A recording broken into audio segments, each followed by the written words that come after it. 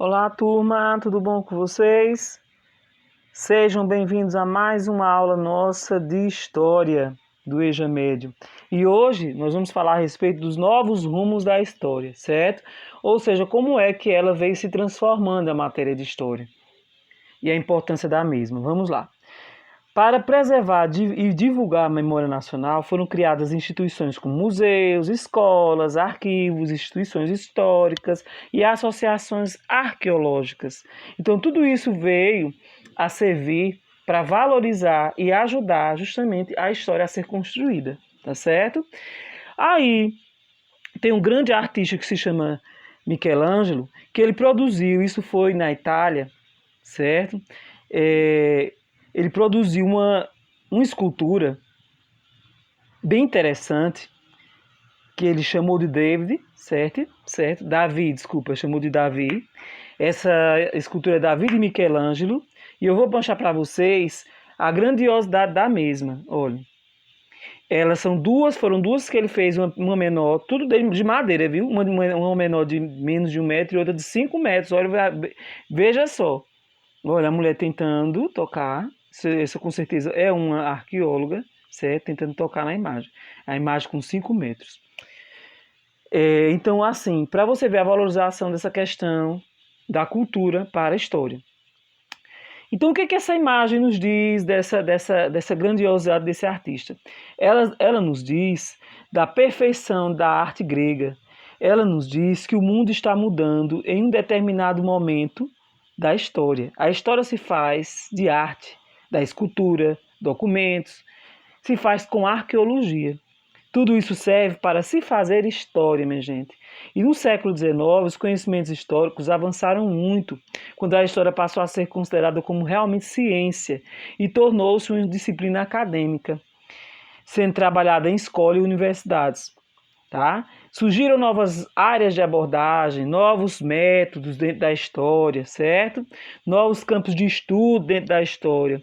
Então, a gente pode trabalhar com a história, vou citar exemplos, tá? História da infância, história da morte, história da loucura, história a história dos povos quilombolas, a história dos povos indígenas. Então, abriu espaço. Eu estou falando do Brasil, mas no mundo abriu espaço para vários tipos de contextos históricos para serem trabalhados, tá certo?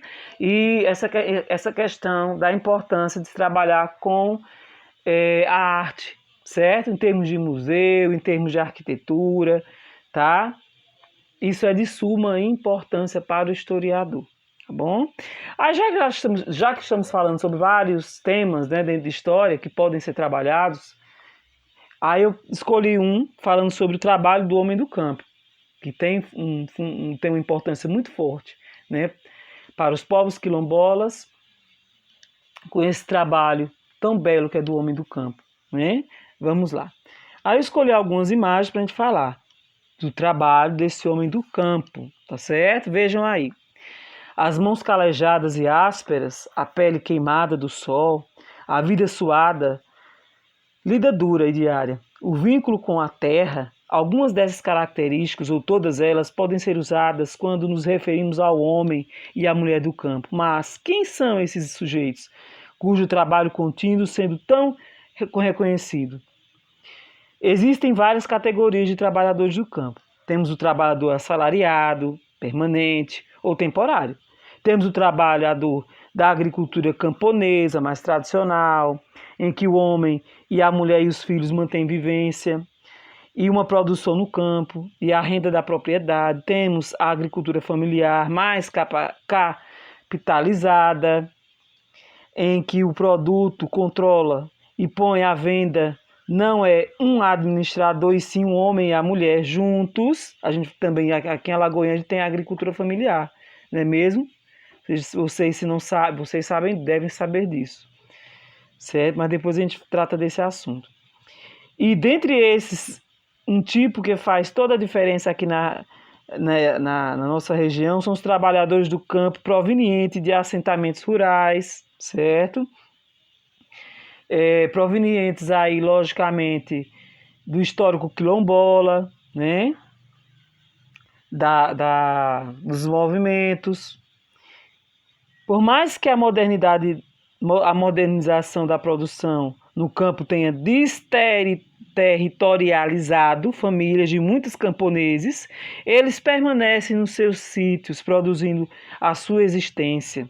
Isso significa que o processo de expansão do agronegócio, por exemplo, promover a readaptação e a ressignificação das práticas sociais, dos modos de vida e dos vínculos desses trabalhadores, né, com o próprio lugar. Então, por mais que o agronegócio, né, por mais que as empresas, as multinacionais, né, puderam aí modernizar a questão do campo, né, houve uma ressignificação no que diz respeito a esse homem, esse agricultor, que ele tem seu pequeno, tem o seu sítio, né, tem a sua propriedade, seja ele homem do campo, como esses vários exemplos que eu dei aí, né, nos assentamentos e também nas terras quilombolas, né, a sua importância enorme e significativa para a sociedade, o seu trabalho, né?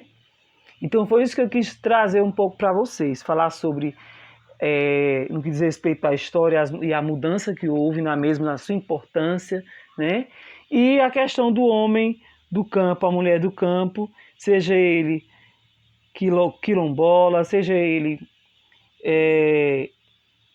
um trabalhador do campo, mesmo dito em termos de assentamentos, certo? A importância do homem do campo, né? O quanto é importante e significativo, tá certo? Então eu vou explicar agora para vocês o exercício, a nossa atividade de hoje.